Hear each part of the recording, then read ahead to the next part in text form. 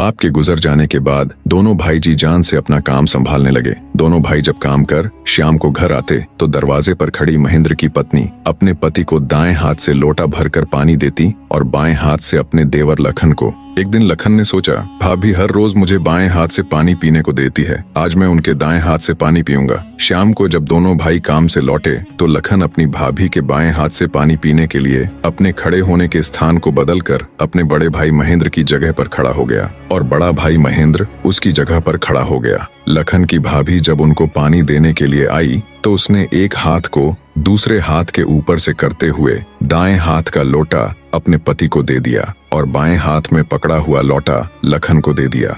ये देख, लखन बोला, भाभी आज मैंने भैया के स्थान पर खड़ा होकर सीधे हाथ से दिया हुआ पानी पीना चाहा, परंतु आपने अपने हाथों को बदलते हुए मुझे बाएं हाथ से ही पानी दिया। आप मुझे बताएं, आपने ऐसा क्यों किया?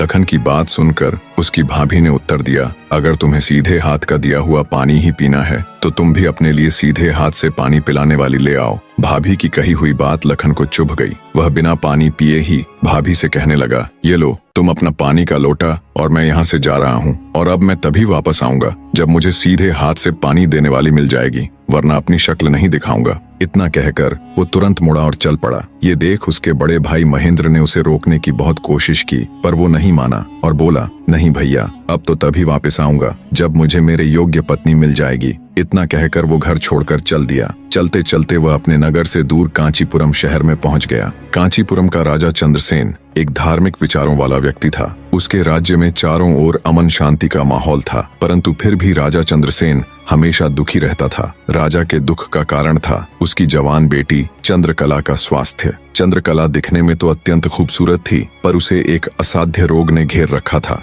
जिस कारण राजकुमारी हमेशा अचेत अवस्था में रहती थी। राजा ने बहुत सारे हकीम और वैद्य राजकुमारी को ठीक करने के लिए लगा रखे थे, लेकिन उनमें से कोई भी राजकुमारी को ठीक नहीं कर पा रहा था। ठीक कर पाना तो दूर, वे राजकुमारी चंद्रा की बीमारी तक नहीं ढूंढ पा रहे थे। राजा को हमेशा यही दुख सताए जाता कि उसकी बेटी का क्या होगा। जब सभी प्रकार के वैद्यों, हकीमों और पूजा पाठ तंत्र मंत्र से भी राजकुमारी चंद्रकला को कोई फायदा नहीं हुआ, तो राजा ने अपने राज्य में यह घोषणा करवा दी कि जो व्यक्ति मेरी बेटी को ठीक करेगा, मैं उसके साथ ही अपनी बेटी चंद्रकला का विवाह कर दूंगा और उसे अपना आधा राज्य भी दूंगा। लखन जब राज्य की राजधानी में पहुंचा तो उसने देखा कि वहां हर तरफ राजकुमारी की चर्चा हो रही थी। राज्य का हर कोई व्यक्ति राजा की घोषणा और राजकुमारी की बीमारी की बात कर रहा था। जब लखन ने एक व्यक्ति से इस बारे में पूछा तो व्यक्ति ने राजकुमारी की बीमारी से लेकर राजा की घोषणा तक का सारा किस्सा लखन को बताया। सारी बातें सुन लखन कुछ देर वहां खड़ा विचार करता रहा, फिर कुछ सोचकर वो राजमहल की तरफ चल पड़ा।